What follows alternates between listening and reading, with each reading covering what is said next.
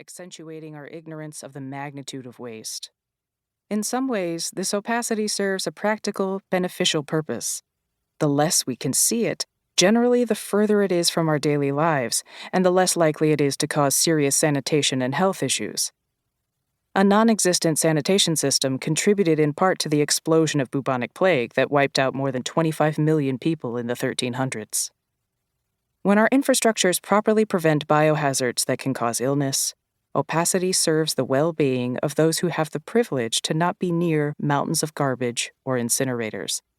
There are many, many populations throughout the United States and other wealthy countries that don't have the benefit of distance from trash and its hazards. I will delve more into environmental racism and the inequity around waste disposal later in the book. That same level of opacity also allows corporations to avoid the responsibility to generate less waste and handle the disposal of what they produce.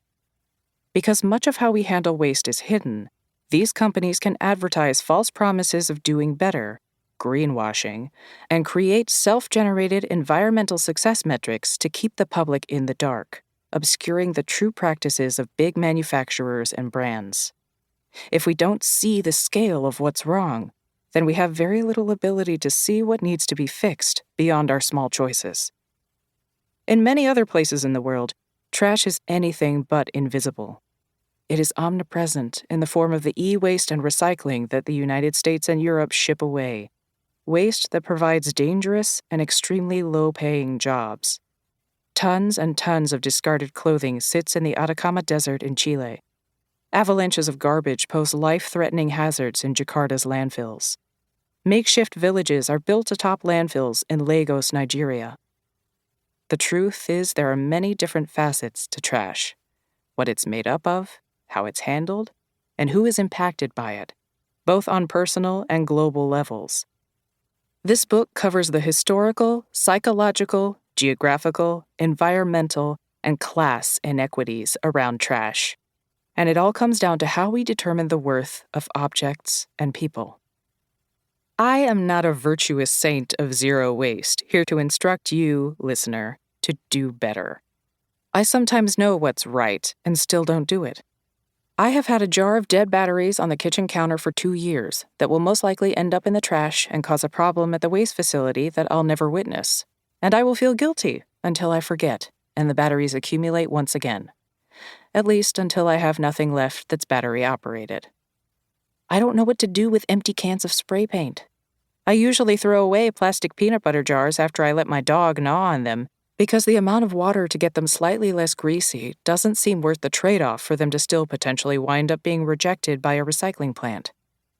I forget my reusable bags 50% of the time and usually don't buy in bulk. I have a dog who produces waste that then goes into a plastic bag and becomes more waste. I have a stack of broken cell phones with screens held together by packing tape in my office, but can't bring myself to go to the mall's Apple store because it's an all-around hellish experience. I subscribe to Vanity Fair to stay up to date on celebrity gossip. These are very minor waste-producing behaviors in the grand scheme of things, and on the whole, I unintentionally enact a lot of waste-reducing behaviors, which I'm afforded because of my life circumstances. Often, using less costs more, and I have a certain level of class privilege that allows me to make choices that reduce waste. I live in a wealthy country, work from home, have access to a range of grocery stores, have the space to compost, drive a relatively efficient car, and have no children. I rarely, if ever, buy new clothes, usually shopping at thrift stores or wearing the same thing for 10 years. I don't get takeout because I am rendered useless by the decision-making involved. Due to where I live and my class, race, and access to infrastructure, I have more choices available than many who must engage in waste production with much less safety and freedom. Trash is inherently and sometimes confusingly imbalanced. The more wealth you have, the more options for wastefulness are at your disposal.